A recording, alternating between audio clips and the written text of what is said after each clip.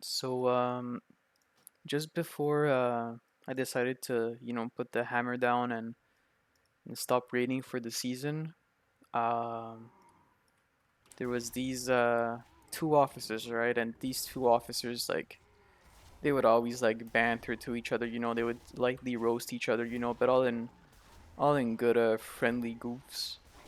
Um, and one of these guys, it's been three raids in a row now. He comes in after the trash is cleared, right?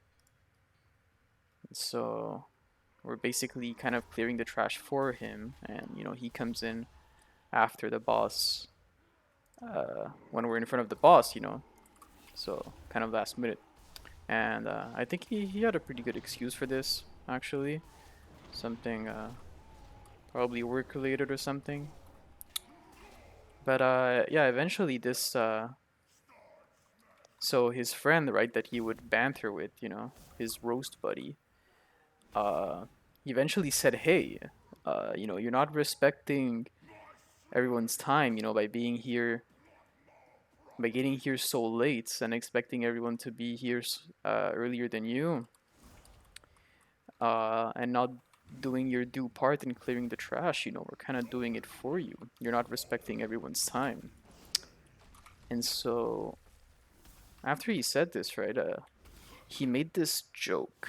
And I think that everyone like kind of took it as the joke that it seemed like it was, because no one was really that. I think everyone was pretty happy with the game at that point, and I was pretty much. I was probably like the weird one, not liking the game very much. So he said, if anyone here valued their time, nobody would be here. Something along those lines. So he basically meant, if any of you really valued your time, you wouldn't be here raiding, right? And so it was kind of brushed off by everyone. Yeah, everyone kind of laughed, and went along. But for me, like, it hit like a truck. Like, I was here, I was clearing the trash. I just got done clearing the trash, and at that point, I'm in front of the boss. I make sure I have all the consumes, and at that point, I just alt tab. I alt tab, and I start doing whatever I have to do. If I have school, start doing like homework or whatever, or I start opening YouTube videos. I open chess.com, and I hear that, and you know suddenly I hear that, and I just have this sudden shock, this realization that I don't value my time at all. Um, in fact, when I heard that, I kind of put me off guard, kind of kind of ruined my immersion a bit, because suddenly I wasn't really, Andreas Bao, the Death Knight fighting the Primalists, and Scale Commander Sarkarets. I don't know if he's a Primalist. I'm actually not that familiar with that part of the lore. But yeah, suddenly I'm not Andy Bao, the Death Knight, fighting the Primalist. Suddenly I'm just me. I'm just me behind the computer screen, just rotting away. And just not really having fun. Like, and at some point I started to think to myself, why am I really doing this? Because like at this point, it's not for the social aspect, right? Like, I'm not even raiding with my friends, or like the guild that I had raided for a long time that disbanded, And so I was kind of left wondering, why was I here, And so I was thinking a bit of the answer, right? And the answer that I came up with was two things really. So my first answer was that I was raiding because of a self-imposed obligation, uh, a self-imposed obligation that came from me getting cutting edge in the last season, right? So in Vault of the Incarnates, when I got cutting edge, and I performed really well in every encounter, I kind of begun seeing myself as this cutting edge raider, and cutting edge by definition, like if it's if you stop sharpening the blade, you become rusted, right? It's not really enough to say like, hey, I was cutting edge 2 expansions ago. We actually have a in my old guild we have a brewmaster tank that he likes saying, past expansion, last expansion, I was cutting edge. I'm still cutting edge. Well, that doesn't make sense. Doesn't make sense with the doesn't pair well with the definition of cutting edge. To be cutting edge at some point in time is to be the sharpest blade, the sharpest technology. And so if you lose that edge, you're like, aka you don't kill the last mythic boss of an expansion before the next patch comes in, then you're not cutting edge anymore.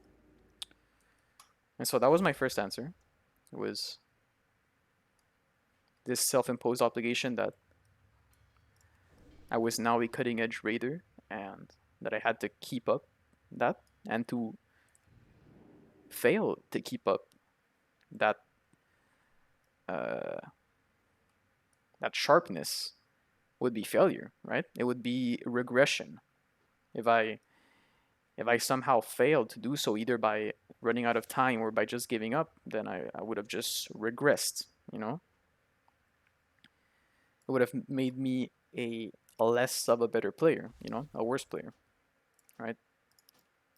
And it kind of made me think of this neat video that this channel called Folding Ideas put out. And this channel, right, they put out this video. It was called why it is rude to suck at Warcraft, or why it is rude to be bad at World of Warcraft, a title along those lines. It's a very good video. I think it's like an hour long. It's a very long watch, but if you play any World of Warcraft at all,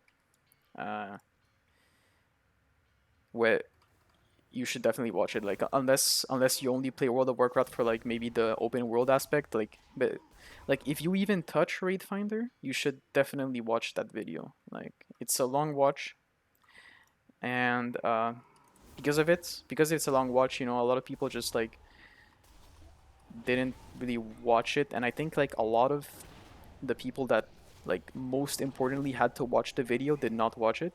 I was hanging out in the comment section, right?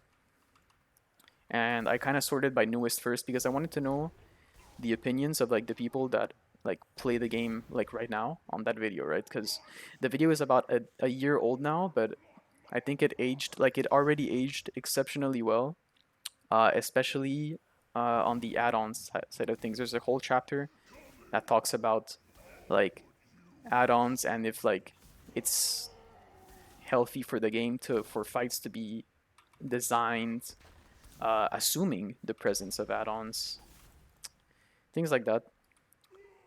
And I think that actually aged very, very well, especially with this new Echo of Neltarion fight, which basically the whole mechanic was kind of made to counter the prevalence of weak auras. But at the end of the day, people did manage to cook something up, and it kind of takes advantage of a lot of things in the UI. It takes advantage of the zone map. And yeah, it's just the Echo of Neltarion weak aura itself is actually to be honest is a beautiful piece of code. If I'm being real with you, um, the macros that you've had to write, uh, if you if you have any web development experience, you may be familiar with the term React Voodoo. And React Voodoo is basically when you come back when uh, you want the result of a function, right?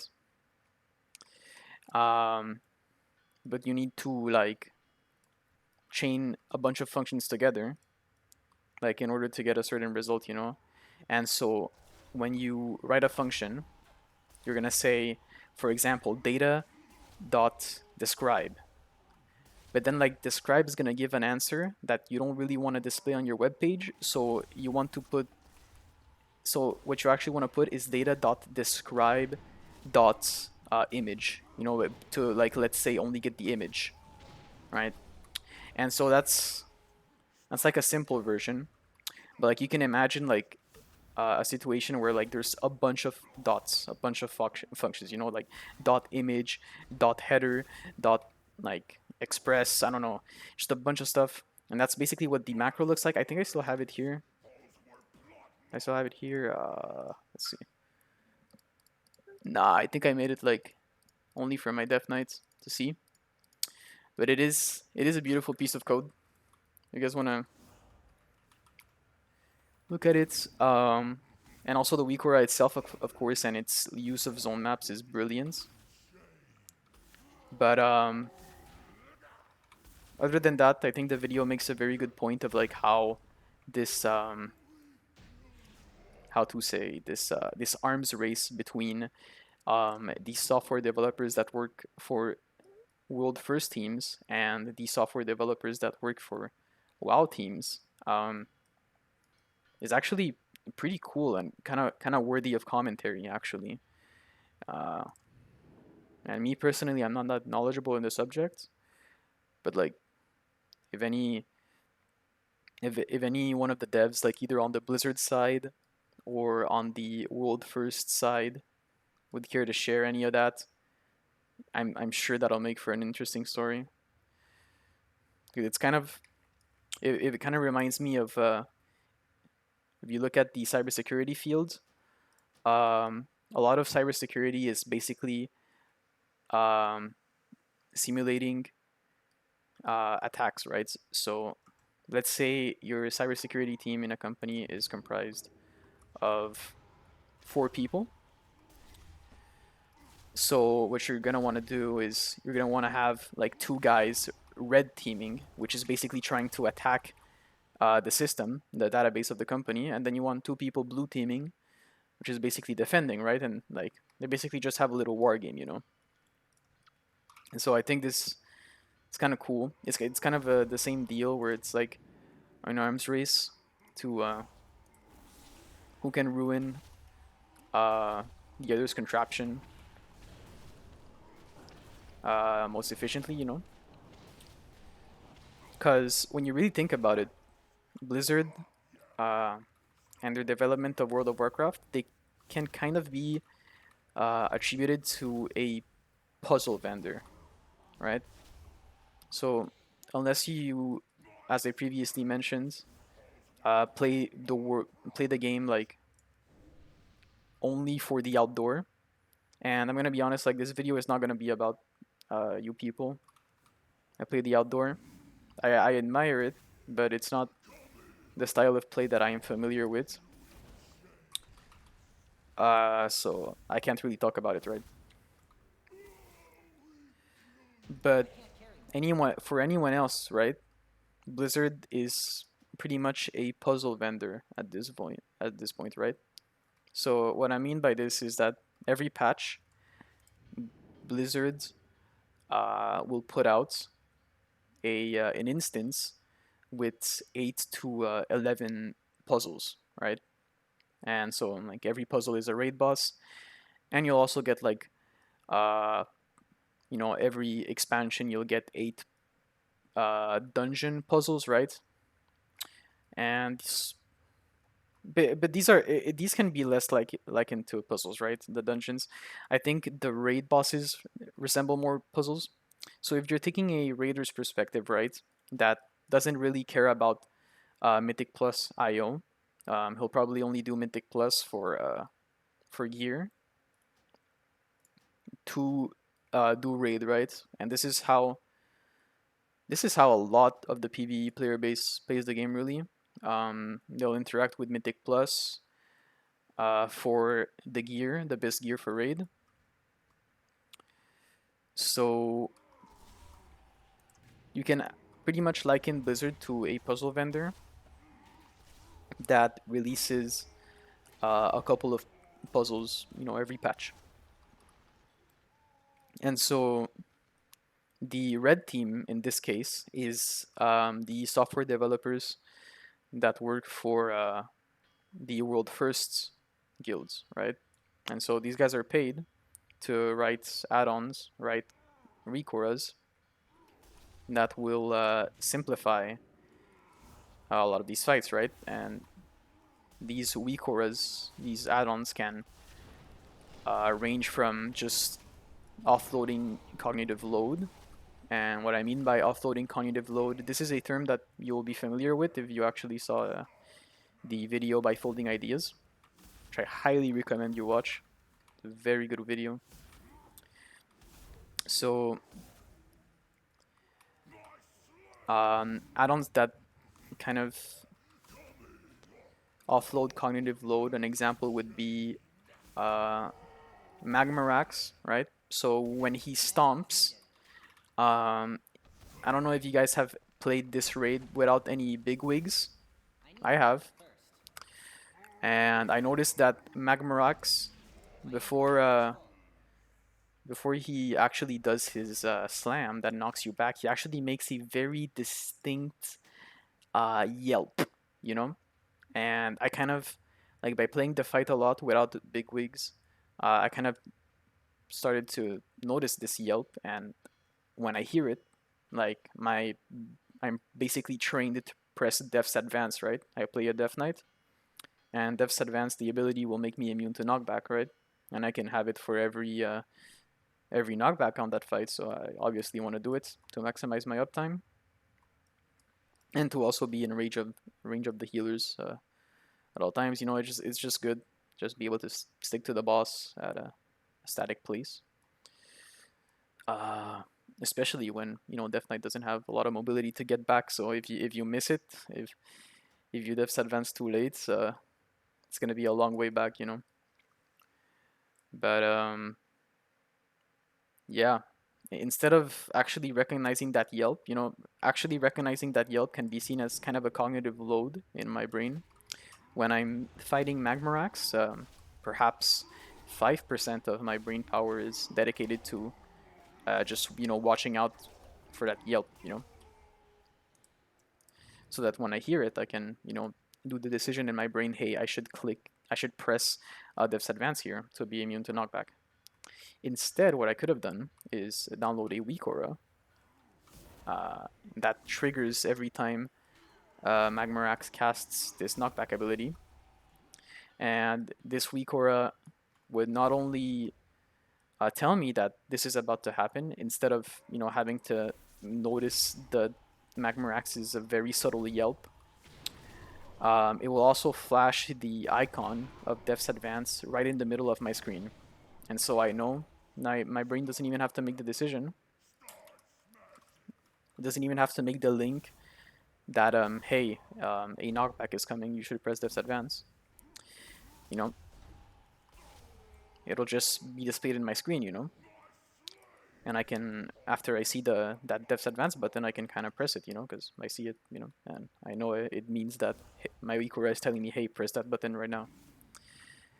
And it's kind of funny because it recently, I think yesterday, if you look at the time that this video was released, I think yesterday or the day before, a bunch of rotation bots, a bunch of people using rotation bots were banned temporarily. Actually, I think I don't know how much time it was, but I think they did have to talk to Blizzard, to like lower the time or something. So basically, these people were not botting for gold. These people were high end rating, but they were using rotation bots, so they could maximize their damage while still focusing on mechanics and everything. And it kind of made me wonder, like, what kind of difference does it make, if this add-on will just flash the button that I have to press before my eyes, and I just have to press it. What's the difference between that and a rotation bot is just that the rotation bot like actually does it. But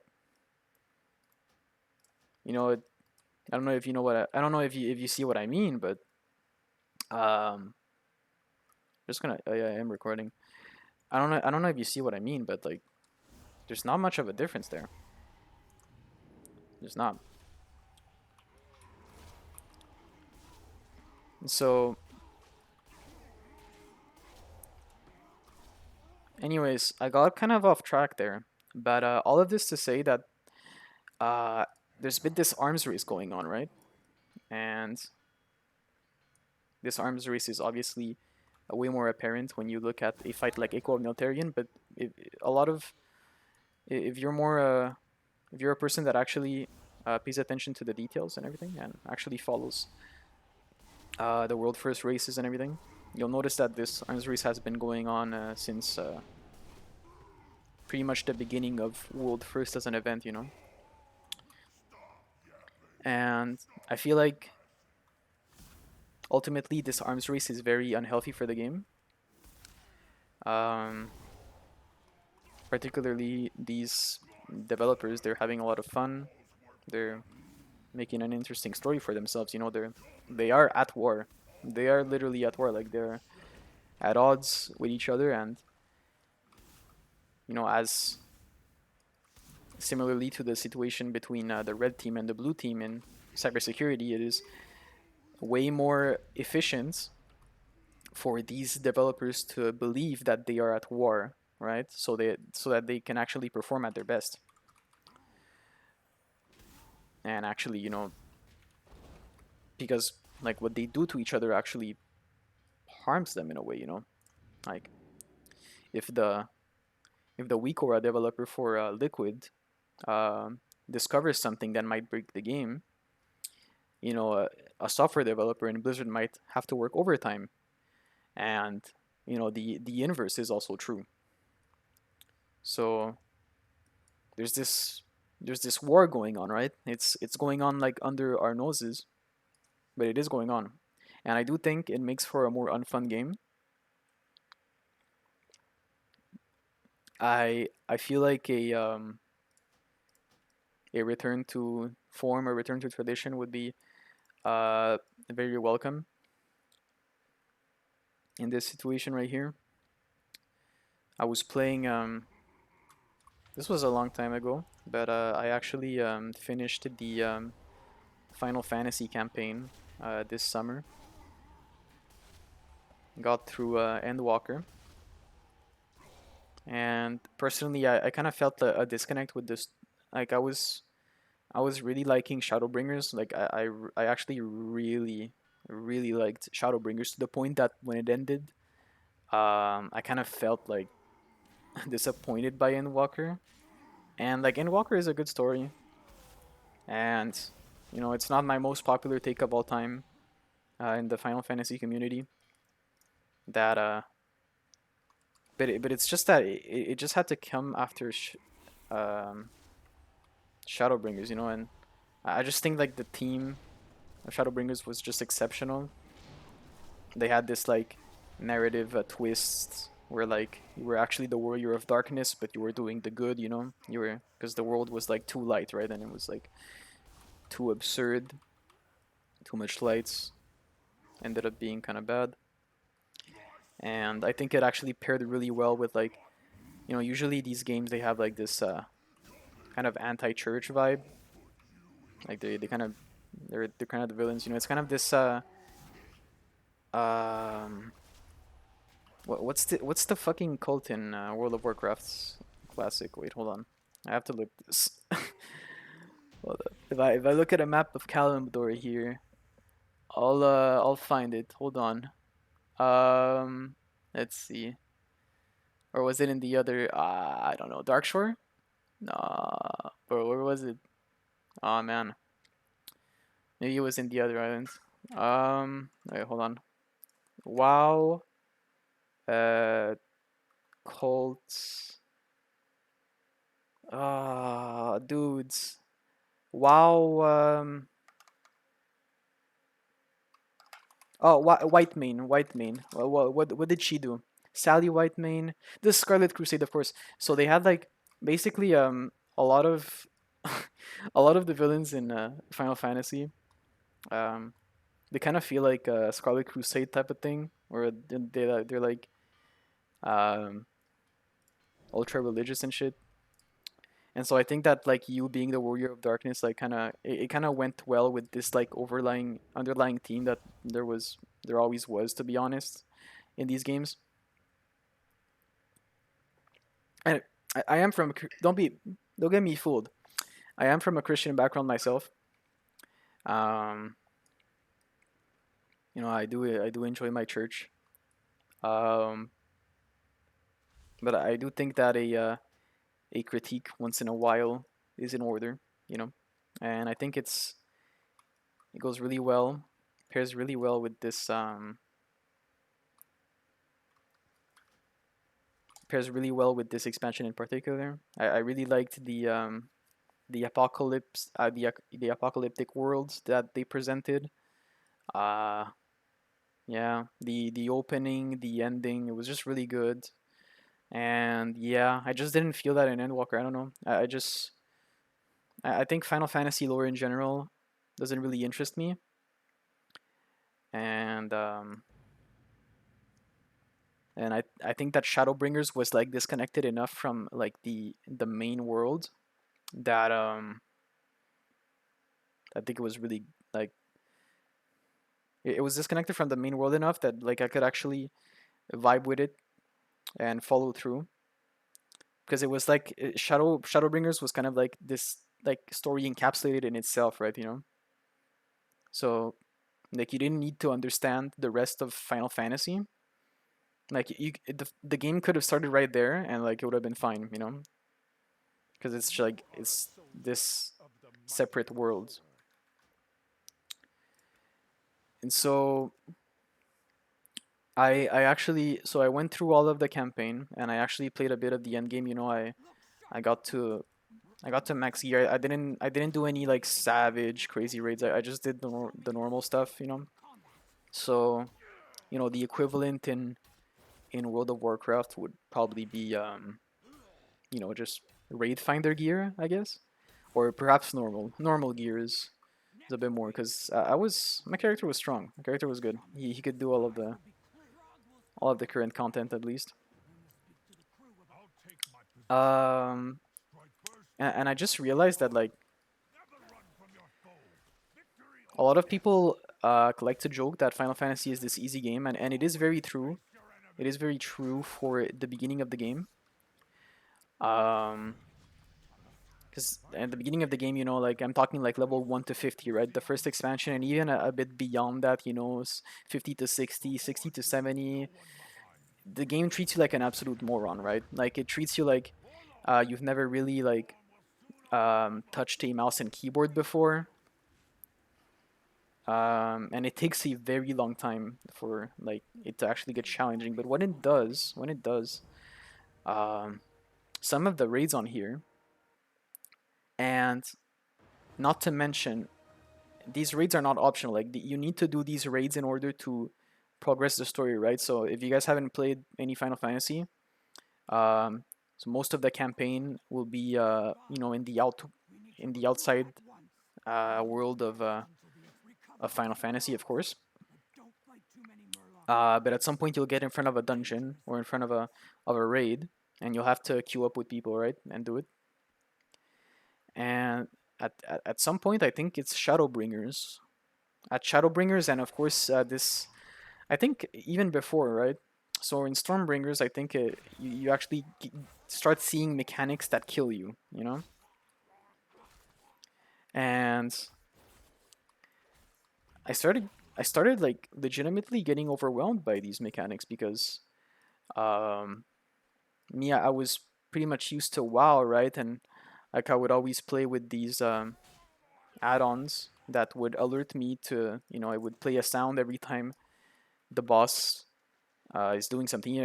Everyone knows the DBM horns.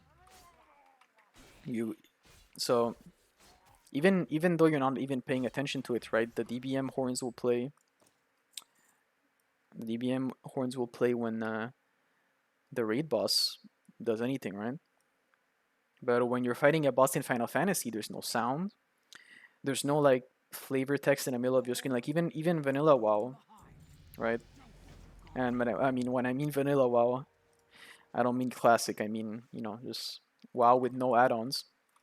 So even with no add-ons, you're still gonna get like a small flavor text in the middle saying, "Hey, Bone Maw is uh, is gonna suck you in, and he's gonna spit you out into the water if you don't." Yeah, he's sucking you in, so you better find something to do, right? So the flavor text will say this in WoW, and will say stuff when the boss does anything noteworthy, anything that can kill you. It'll give you a fair chance. But in Final Fantasy, uh, there's not really anything. The bosses they will often do pretty cool animations that will kind of announce their next move, but oftentimes they'll just look pretty normal, and they're just gonna perhaps do a frontal. So like let's say you're fighting against a boar, and at some point, just because it starts kicking its leg back, it just does a frontal, right? And you're not alerted to this by any kind, right? And like um you could be facing the boss from a wrong side, right? And you could like not see this leg that's kicking up, and so you would just die, from this frontal. And I do think that you know because you can't actually offload the cognitive load, any cognitive load actually, into add-ons in Final Fantasy, it kind of makes it like a harder game in a different way, because the encounters in Final Fantasy they aren't exactly they aren't designed at all with the assumption that you're gonna use add-ons, right? And this is in sharp contrast to the encounters in World of Warcraft. Um, these encounters are designed assuming that you are approaching them with add-ons, right? So yes, if you bring all of the software from World of Warcraft and you put it on Final Fantasy and you play on it, it'll obviously be much easier, right, than World of Warcraft. If all of the add-ons that are used in World of Warcraft would be safe to use in Final Fantasy. But since they're not, the game is kind of designed in this way where it is easier, but you have to take into account everything that's happening yourself. You can't offload your cognitive load anywhere else. And I do think that this capacity for cognitive load, this kind of game actually rewards uh, people that I would say are good at this type of raid combat. World of Warcraft's raid mostly rewards those who can do the most amount of damage, right? Because that's pretty much the only mechanic that weak auras will not do for you. Although, if you're looking at Beast Mastery Hunter, for example, there are a couple of weak auras that'll help you out with that. Um, but mostly, a lot of the parse culture in World of Warcraft that a lot of old heads like to like to complain about is a direct result of there not really being anything else to do. Um, if, in Final Fantasy, the game is much more about mechanics, primarily because the developers can actually make mechanics assuming that people won't make weak auras in order to solve them automatically. And so the game is much more about that. And, guild leaders, officers, just people in general will value uh, your capacity for cognitive load much more because it's actually very useful. I actually didn't talk about this either, but I do think that raid leading in Final Fantasy is also much more fulfilling, in my opinion. If you've read the book Elite Noobs, was written in 2011 by expert raiders at the time of World of Warcraft. You might be familiar with the term 41st man, right? And so this actually predates the 21st man that was popularized by Liquid. And basically, the um, the assumption here is that there is a looming in our situation in Modern WoW now that the raids are done by 20 people. Even if your raid leader is playing the game and then like is playing a character in the raid, there is still a looming 21st man, right? And the name of that 21st man is, well, I mean, it doesn't really have a name, but it's pretty much bigwigs, or DBM, or just the add-ons, right? The So the author of Lead Noobs theorized that this is way back in 2011, guys. This game has culture, you know. And so the author of Lead Noobs theorized that the 21st man of any raid were the add-ons. It was kind of looming, but the add-ons had a significant impact on the way people move, on what spells people use, on how people react to things, even more so than the raid leader. Because in reality, the mechanics in this game are in World of Warcraft are usually delegated to either an add-on first.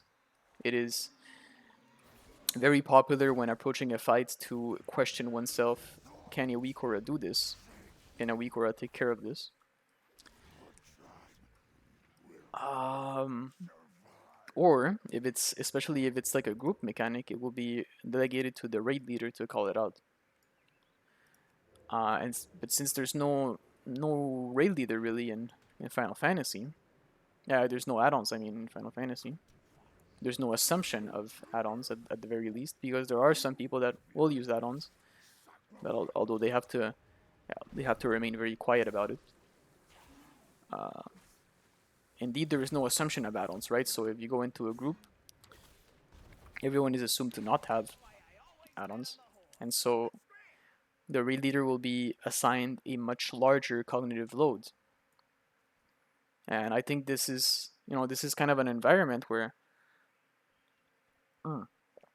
excuse me, this is kind of an environment where um, a lot of raid leaders could thrive. Actually show off and like their memory and their leadership and everything. In World of Warcraft, I'm gonna be honest with you. Recently, I've been getting a bit more jaded and just better at the game in general, and I just I mute the entire raid, guys. Like I just I don't really find it enjoyable to listen to stuff I already know. Most fights it's not very useful to actually hear the callouts because the add-ons already do it for you most of the time. Especially as like a melee player, there's no positioning really, and if there is, it's not going to be called by the raid leader. You know, it's going to be pretty obvious. You know, the positioning is either going to be um, you can only have three possible positions as a melee, right? As a melee player, if you think about it, there's behind the boss, there's the sides, and there's the front. And it's very rare that you're in the front. So really, there's two sides. There's two angles. You're either at the back of the boss or on the sides. It's very easy to position as a melee. And I often don't need to hear anything, right, to perform. And I think I actually do perform better in this way. I'm more calm. I'm more zen. Because I'm gonna be honest, I don't like hearing. I don't like hearing useless stuff in my ear. You know, like I don't wanna. Like I'd say that like let's say if we're gonna talk about the raid that I completed, Vault of the Incarnates, and even I mean this raid that I almost completed. Let's say maybe halfway completed. Um, Nothing except for one time in Echo of Notarian there was an AMZ call.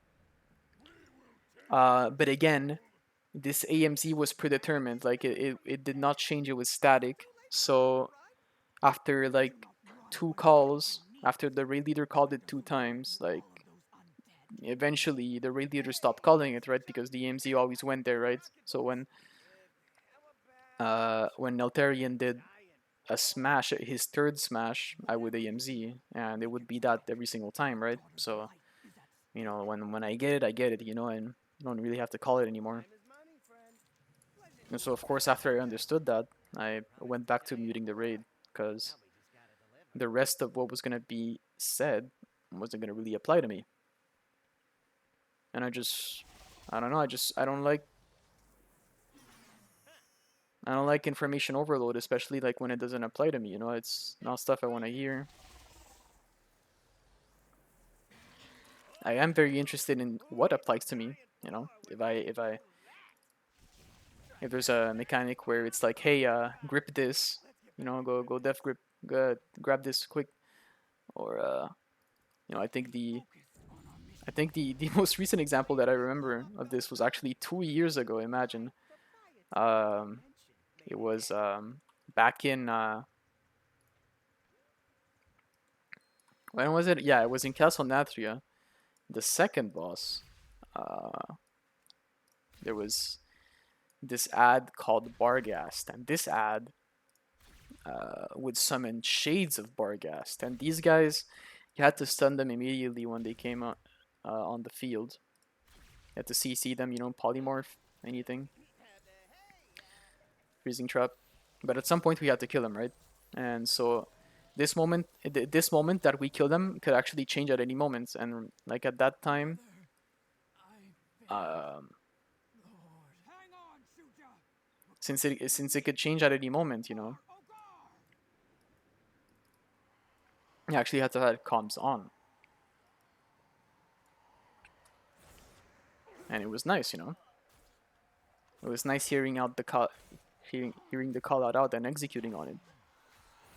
But with these recent raids, I'm just not seeing that. Which is why I've been muting the raid, because it's just easier for me to focus, more efficient for me to not hear these things. Or the troubles of whoever is having trouble. Maybe the healers, the range. I don't know. It's just not something I want to hear. So yeah. I do think in Final Fantasy, everyone is involved. There are 8 players in the raid, and every time a mechanic happens, like every single character has to do something, and I do think it's kind of cool, and it kind of shifts the necessity for like damage to the side, puts a focus more on mechanics. And I do think that's pretty cool. Pretty neat. The eternal sun guides us. Um, so yeah, Death Knight in 10.2, the title and thumbnail for this video. Should you play Death Knight, whether in Frost flavor or Unholy flavor in 10.2? And I think that question is kind of dumb because nothing much has changed. It's still the same deal. If we're looking at if you take a look at video games, you can say that some video games are kindergartens. You can say Roblox is just a big metaverse of a kindergarten meant to, just give the kids something to do when they can't go outside. Um, Fortnite, another example of a kindergarten, you could say. But it stands to reason that if some games are kindergartens, some games are nursing homes. So, nursing home games, I feel, would be things like World of Warcraft Classic, or even just World of Warcraft in general, I think, is a nursing home game. And what I mean by a nursing home game is just a game that keeps uh, not necessarily old players, but nursing home games are games that just want to offer the old experience to someone, right? So a lot of gamers, they don't really care about the new experience and they want the old one. So, for example, me, I am still massively in love with Team Fortress 2. I don't think I'll ever get tired of playing Team Fortress 2 once in a while. It's just I don't know. It's a mix of the mechanics, of just the silliness of it, nostalgia, of course, and yeah, by definition, Team Fortress 2 is also a nursing home game, as it keeps me. I'm not necessarily old, but it keeps its purpose is to give um, an old experience, right? To pander to nostalgia. That's what a nursing home game is. Now I did. Now why am I talking about nursing home games, right? Um, Basically nursing home games. I don't think. First of all, I don't think nursing home games is a term that exists, but I do think it should be. I do think it should. I would like to pioneer the term nursing home games because I have heard of kindergarten games, right? To refer to like Fortnite, but I've never heard nursing home games, and nursing home games is insane, guys. Please spread um, nursing home games as a concept as far and wide as you can, guys. Okay, so what I really wanted to talk about is Death Knight as a class. Now, Death Knight in 10 point. So, sorry. So, Death Knight has not really seen a major change since Legion. What happened in Legion? So, in Legion, they really wanted to draw the lines between every spec, make them more driven, right? And this was a massive success. They gave legendaries to each one of these specs. It was a very good expansion. Pretty much regard it's you could say some regard it as the best expansion in World of Warcraft history, actually. But some would disagree, and this is the people who disagree. This is what Death Knight is maintained for, right? So in Legion, Death Knight, um, so before Legion, Death Knight used to have two Blood runes, two Frost runes, and two Unholy runes. And now instead, every Death Knight would have 6 regular runes, and depending on the spec that they picked, they would they would use those runes for the purposes of that spec, right? So basically, every spec had either 6 unholy runes, 6 frost runes, 6 blood runes. Although blood, death knight, and unholy could use chains of ice, of course. Everyone can use death and decay. Spend a rune on that. Yeah, they're all the same rune, right? There's no more unholy frost blood than anything.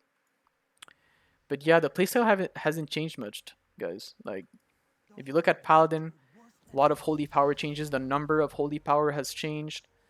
Um, if you look at a rogue, I'm kind of looking at similar classes here, right? So if you're looking at a rogue, the combo points fucking they go from 5 to 8 to 6 to 7, crazy shit, right? And they're always putting in new crazy abilities for you to try out. Warrior, Spear of Bastion completely changed the game for them. And really, when you think about Death Knight, there isn't really anything new, right? So there isn't any new ability that you can think of. The only example that I can think of is Abomination Limb, right? Which is also colloquially known as Slappy Hands, right? The ability where you just pull stuff for 12 seconds, like one guy every 2 seconds or 1.5, something like that. It's actually every 8 seconds. My bad. So basically, Death Knight doesn't change much, and I do think that Death Knight is kind of maintained to grant this old experience of Wrath of the Lich King, right? So the reason why I said that Death Knight was made for the people who disagree that Legion was the best expansion is because these people would say no, actually Wrath of the Lich King was, right? Wrath of the Lich King is obviously when they released Death Knight, in 2008, Barack Obama, stock market crash. Not because of Barack Obama though. It's not his fault. Wait, you know what? Like, wasn't Barack Obama 2012? I forgot. Fucking McCain, I think, was 2008. McCain in 2008. Fucked it all up. Dumbass. No, no, no. Okay, wait. Hold on. Hold on. Hold on. Hold on. Hold on. Hold on. Okay. Trump 2016. Barack Obama 2 terms. So Barack Obama had elections in 2012. And since he had 2 terms, he also had one in 2008. Yeah, it stands to reason that he had one in 2008. So 2008 Obama, 2012 Obama, and then 2016 Trump. Okay. Yeah. Okay. Okay. This makes sense. This makes sense. Okay. So yeah, it was Obama, but it's all his fault, guys. Nah, just kidding. It's not his fault. It's not his fault. Although Death Knight players might tend to disagree. They're usually Republicans, like me. You know, I like my uh, I like my libertarianism. Libertarian. I can't even say it. Do you know how embarrassing that is? Like that I subscribe to an ideology that I can't even pronounce. That's crazy. Libertarianism. I like my libertarianism. Um, yeah, right. To those who know me, kind of I'm kind of an anarcho-capitalist kind of guy. Yeah, yeah. So what was I fucking talking about? Um, yeah. So, oh yeah, yeah. So Death Knight, nursing home. Yep. Okay. Right. Back on track. So, Death Knight. Slow play style, old abilities, old runes. Same rotation, same damage profile, same big opener, same horn breath obliteration shenanigans for Frost. Not much changes. To be honest, the spec is kind of can be considered the class as a whole can be considered kind of stale. And I did see there's a very popular forum post by one of the most influential modern Death Knights to this day. And no, it is not biceps pump. I'm sorry. It's the guy that biceps pump actually gets all of his knowledge from. Okay, so this guy's name is Tiznak. And so if you're in the Death Knight community, you're obviously gonna know this guy, Tiznak. You know, like he's no JPC, right? Like he likes to say underground. He doesn't stream. We don't even know what his face looks like, but he is the guy. Like he does the math.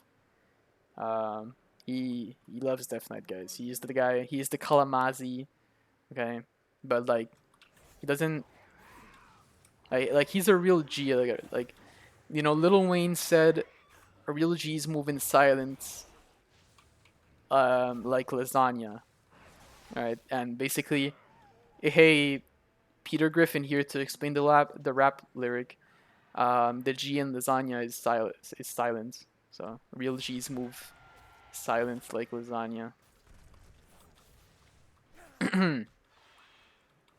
So yeah. Anyways, all of this to say, he made a very popular post, which basically said, "Hey, um, although Death Knight is has been a very strong spec in the recent patches, because that's also something to mention. Blizzard always makes sure that Death Knight is strong, very strong, especially in raid. Right? In Mythic Plus, it's not the case, but again, the purpose of the interests of these nursing home players is not Mythic Plus, it is Raid, right? Because that's what was big in Wrath of the Lich King, back then, dungeons were just a means to gear for raids. You didn't really do dungeons for IO, right? Like, there was no Mythic Plus. Excuse me. There was no Mythic Plus, there was no IO, so you just did dungeons as a means to raid. And so, and I do think this is a reason why the Death Knights are always strong in raid. I think Blizzard makes sure of this to keep this nursing home player base. And so basically, Taznak was saying that the spec is stale. And he was basically saying the same things that I was saying. That the spec hasn't really changed since Legion, which is kind of absurd because that's when like they changed the runes, right? And like if you've been playing for a long time, like, hey, remember when they changed the Death Knight runes? Like, that's super long time ago. Like, you'd think that the Unholy Blood and Frost runes were only like a Wrath of the Lich King thing, and then it changed, but like it actually changed in Legion. So, like, it's such a long time ago, right? Yeah, and even then, like the rest of the abilities, like they're just from the Wrath of the Lich King. If you look at I actually looked. I was curious. I looked at a Wrath of the Lich King Unholy Death Knight rotation, and they started by casting Army of the Dead and casting Summon Gargoyle, and then they just go on with spending their runes and their runic power. Like that's it. You just summon your boys and like manage your resource. Like that's what it's always been. So yeah, um, and I think so. Taisnak was actually um, I kind of at a loss for words, right? He was like, dude, why isn't this spec, which people love, getting more attention from Blizzard? Why aren't there new abilities? Why is their rotation so stale? And I think he actually pretty much, although I do respect his massive knowledge on the damage profile of Death Knight and its history and everything, he does fail to um, recognize this nursing home player base. I'm sure you guys know what I'm talking about when I say nursing home player base. The people in dad guilds. I don't think that there's a better class that really represents these people. That's not Death Knight. Death Knight is the dad guild class, definitely, and it's no surprise as to why it is maintained as this nursing home kind of class, right? In the same way that a nursing home game is maintained, right? It is maintained to give an old experience. Similarly to the Death Knight, it is maintained to give the give people an old experience, right? It's pretty much maintained the same way as WoW Classic is, to say. It's given you give Death Knight numerical buffs to keep it competitive in the damage meters, of course, but the rotation, the spells, the runes stays the same. The tier sets, um, the tier sets always passive in the background. There was this exception at the end of Sepulchre of the first ones. Um, the um, the unholy tier set was actually super cool. It actually interacted with Soul Reaper, and I do think this type of tier set is something that we should see more of in Death Knight. A lot of tier sets they're making or interact with like Death Coil. I think most of all of the Death Knight tier sets, other than this one that I'm mentioning right here in Sepulchre of the first one, that interacts with Soul Reaper, um, interacts with Death Coil, an ability that no one really feels like it's cool, right? Death Coil is all right, like it's like in the rotation, and it's you press it, you know of it. It's not like a cool ability, like, and um why would you keep making tier sets about this ability, right? And this is also something that Tyznak brought out in his forum post about Death Knight. But again, he failed to recognize the that Blizzard is trying to maintain this nursing home player base, and so to maintain this player base, you have to have um, it is necessary to have these tier sets that work in the background, right? So as to not change the rotation. And like, oh shit, I'm gonna miss this guy. So what's crazy is you can make a super simple tier set like the one that was released now with what's the name of this raid? Aberus? Yeah. Oh, the tier set that was released now in Aberus, it's just a background tier set, right? That gives stacks of Master of Death, right? But like it's very complex, you know. Every Death Coil you do gives you a stack of Master of Death, and when you do Dark Transformation, it spends these Master of Death stacks. So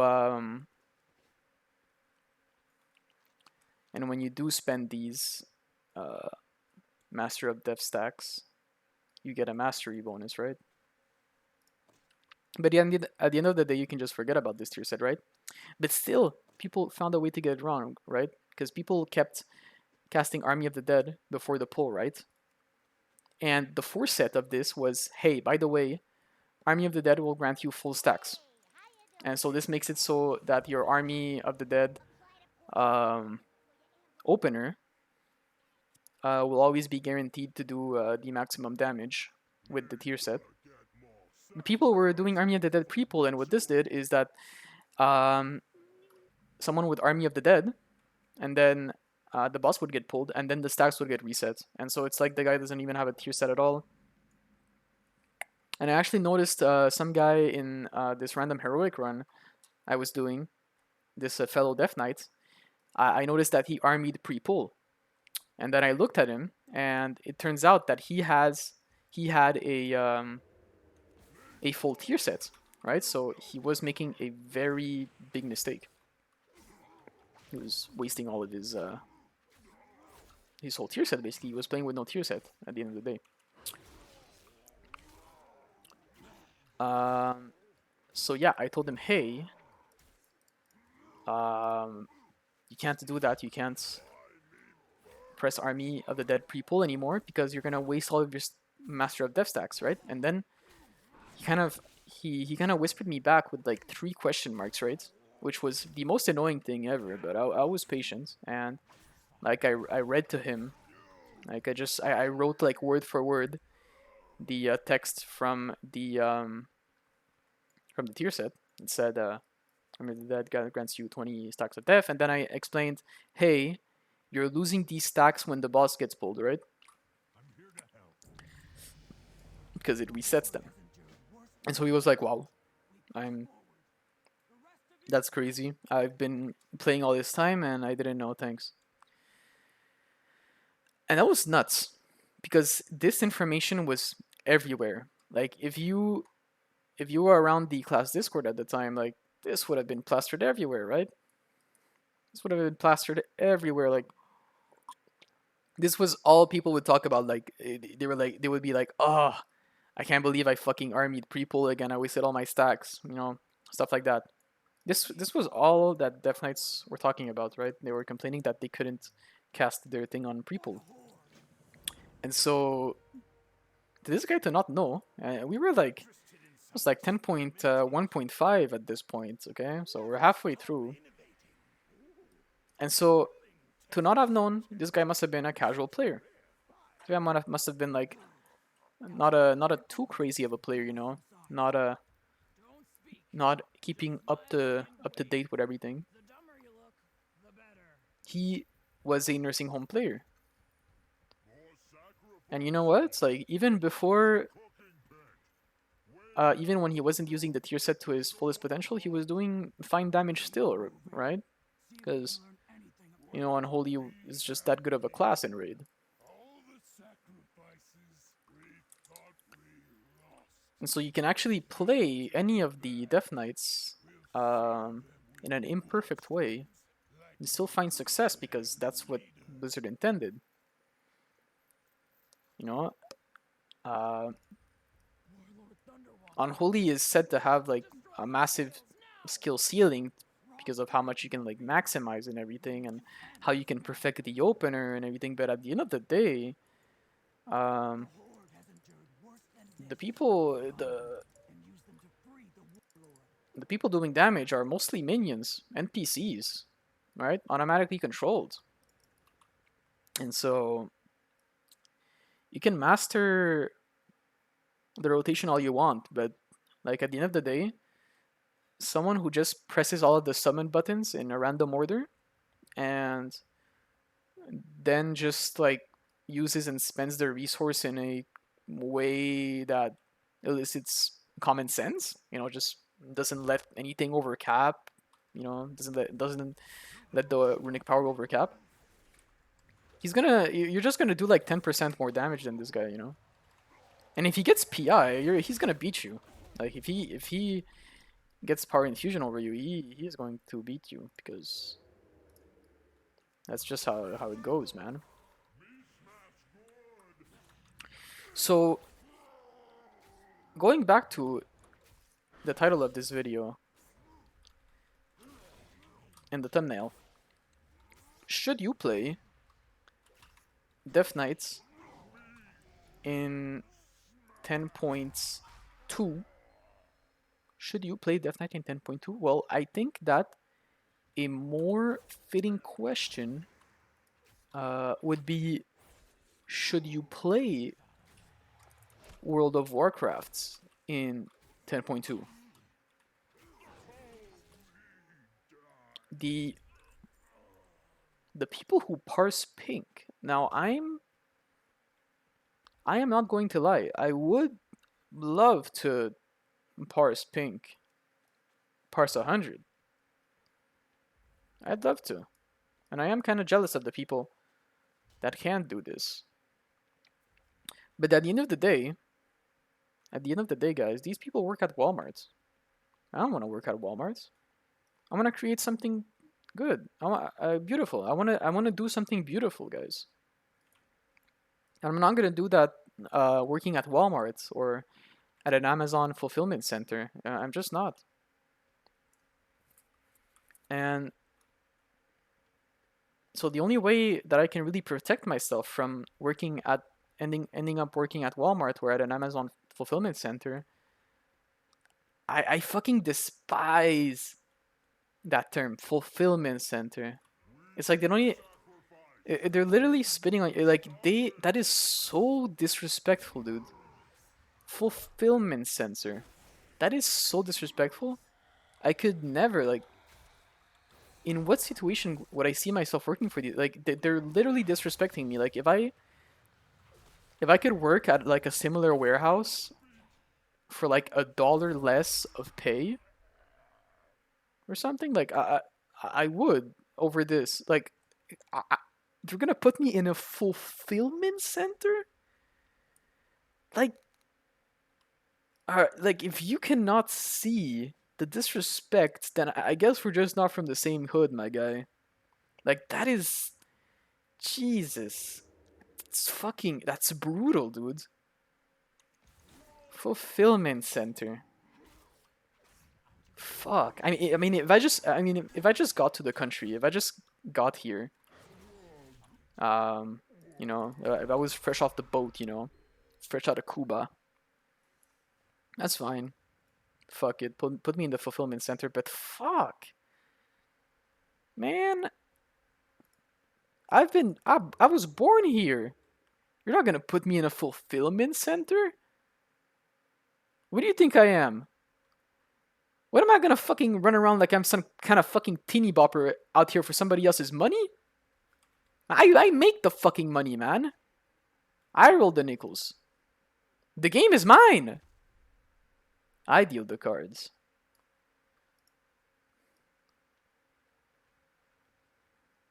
Anyways, what was I talking about? Right. So a terrifying end to be working at a fulfillment center, right? And the only way that I can really, the first way that I can prevent myself from working at these places is to specifically not pink parse, right? But if I were to take it one step further, um, the best thing that I could do is not play World of Warcraft at all. Uh, World of Warcraft is a very, especially rating, and I think only rating is very, very, very bad for has very negative impacts on the rest of your life. Um, you're basically having a second job that does not pay. You now have this block in your schedule. You now have the um, social pressure of actually letting people down if you don't show up. So I do feel like it is very unfair to yourself to actually put this burden on yourself, right? And like I know that there's a lot of people that like will join a guild and like they won't really care if they leave midway, but like most people are nice, right? And they're considerate and they're empathetic. And like if you're good, like the worst part is that if you're good, if you're valuable, if you're irreplaceable and you leave, you just leave such a scar, such a you leave such a hurdle on the guild's progression, and you kind of shit and piss on the vibe. And it's almost quite disrespectful. Like you're not even paying respect to the fucking work that went into getting the guild at this boss when you leave, right? And you kind of feel like a piece of shit. I was like, you fucked it up, man. We were so close, and you fucked it up. So every time you go on one of these ventures, right, and you decide to join a guild, eventually you will leave that guild, right? And you might say, "Hey, buddy, I can't just not join, not raid because eventually I'll have to leave. You know, this is like saying I shouldn't get into a relationship because I'll eventually break up, or eventually my partner will die. Well, that's I think that's a false comparison because in the situation where you break up, you do learn a lot about relationships in general. It is very applicable to real life. It will help you in your future relationships, and of course, in the case of if your partner dies, well, like shit, that's too bad, man. But like that's just how life goes. That's just life. Um,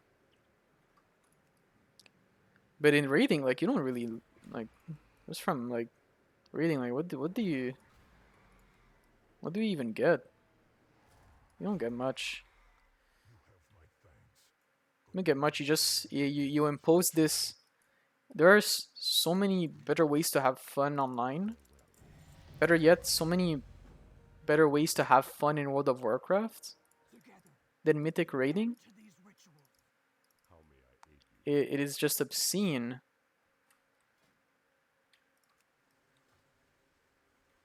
and it kind of made me think of this one video I was watching. Um, and this video is kind of by this lesser known philosophical YouTuber known as Casual TF2, and so he was describing this map called Dust Bowl, right? And this map is terrible. There's choke points so bad that they're just spammed by explosives at every corner, right? So if you guys don't play TF2 at all, guys haven't played at all, just imagine that you're playing Counter Strike or like Call of Duty or any shooter, right? And you're on the attacking team, and you're gonna attack the base, and there's like this tunnel. You're in a tunnel, and you have to make a sharp left turn.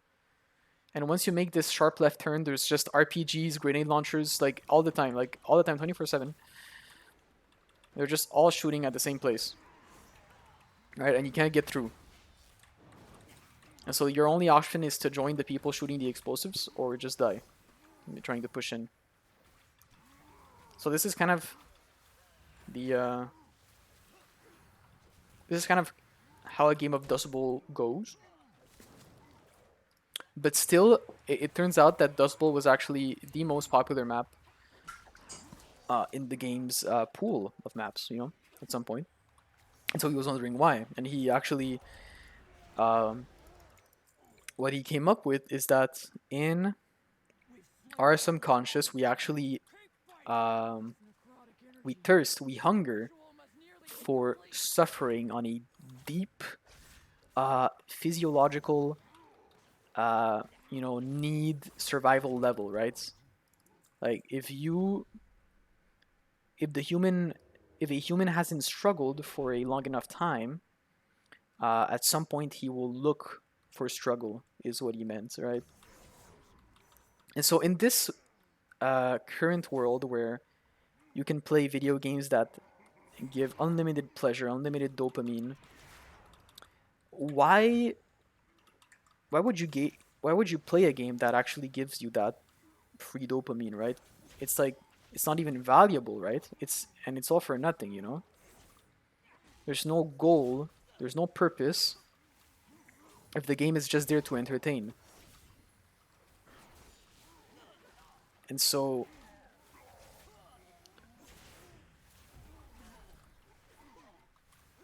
what was I saying? Yeah. So a very popular example would be Vampire Survivors, right? And all of the games of the like. You start off as this little skeleton man that can only shoot a couple of purple balls. But as you kill the mobs that come at you, you get kind of stronger. You get way stronger actually, and you get to damn it, these guys have to heal me. I'm gonna die. Okay, cool. So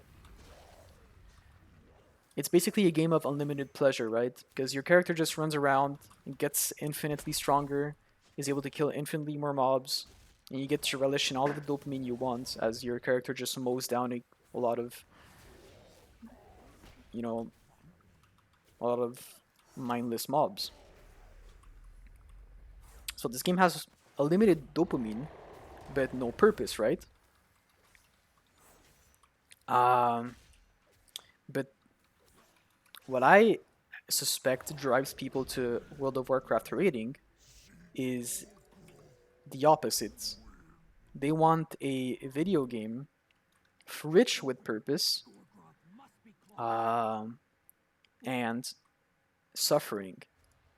So similarly to the map Dust Bowl, that elicits imagery of perhaps trench warfare, and is no fun at all.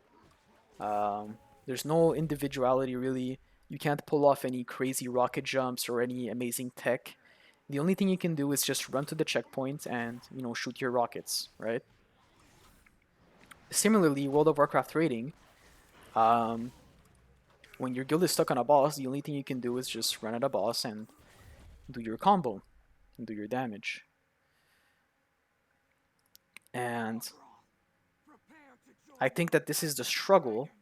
I'm pretty sure that this is the struggles that a human that has not faced struggles in a long time, this is the kind of struggles that he will look for. Struggles that are rich with purpose and are painful. So I guess my final verdict is that um, if you're asking yourself, should you play, if you should play on Unholy or Frost Death Knight in 10.2, you should first ask yourself if you should play World of Warcraft at all. Um, and really, um, the only reason you should have for playing World of Warcraft at all is if it gives you purpose. Because if it gives you no purpose, then it's just suffering for nothing. But if it does give you purpose, then it's if World of Warcraft gives you purpose, its value is infinite, right? The value of purpose in this world is infinite, right? This is why religion just holds such a huge importance, like in old times and today's time, even. So there's nothing more valuable than purpose in this life, right? If you have no purpose, you just die. That's the truth of it. So if it gives you purpose, then by all means, do play, but you will suffer. But you will be happy because you kind of like you're gonna be like Sisyphus, but you're gonna be like enjoying the rock. But if you're not enjoying the rock, you gotta find another rock, man. And if you can create something beautiful, like if you truly think that you have the potential to like write a book or create a game, make a movie, or make a YouTube video, then by all means, please do that before playing World of Warcraft, because that is a better purpose, objectively, to create something beautiful. And perhaps when you're done, you can come back to World of Warcraft and create something beautiful in the World of Warcraft. But yeah.